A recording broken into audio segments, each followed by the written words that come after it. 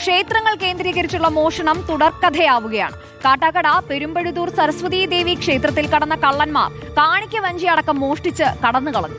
CCTV ക്യാമറകൾ ദിശ മാറ്റിവെച്ച നിലയിലാണ്.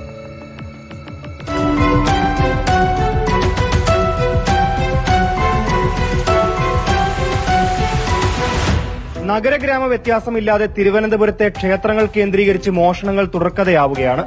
ഇക്കഴിഞ്ഞ ദിവസം രാത്രിയാണ് കാട്ടാക്കടയിലെ ക്ഷേത്രത്തിലും മഠത്തിലും കയറിയ കള്ളന്മാർ കാണിക്ക വഞ്ചികൾ മോഷ്ടിച്ചു കൊണ്ടുപോയത്. പെരുമ്പഴുതൂർ ബ്രഹ്മശ്രീ സരസ്വതി ദേവി ക്ഷേത്രത്തിലെയും ആദിശക്തി മഠത്തിലും വെച്ചിരുന്ന കാണിക്ക വഞ്ചികൾ കള്ളന്മാർ കൊണ്ടുപോയി. CCTV ക്യാമറകൾ ഉണ്ടായിരുന്ന പ്രദേശത്തെ ക്യാമറകൾ ദിശ മാറ്റി വെച്ച ശേഷമാണ് മോഷണം നടത്തിയിരിക്കുന്നത്. പുലർച്ചെ 1 മണിക്കും 2 മണിക്കും ഇടയിലാണ് മോഷണം നടന്നതെന്നാണ് പോലീസിന്റെ പ്രാഥമിക നിഗമനം. ക്ഷേത്രത്തിന്റെ തിടപ്പള്ളിയും കുത്തിപ്പൊളിച്ച അവസ്ഥയിലാണ്.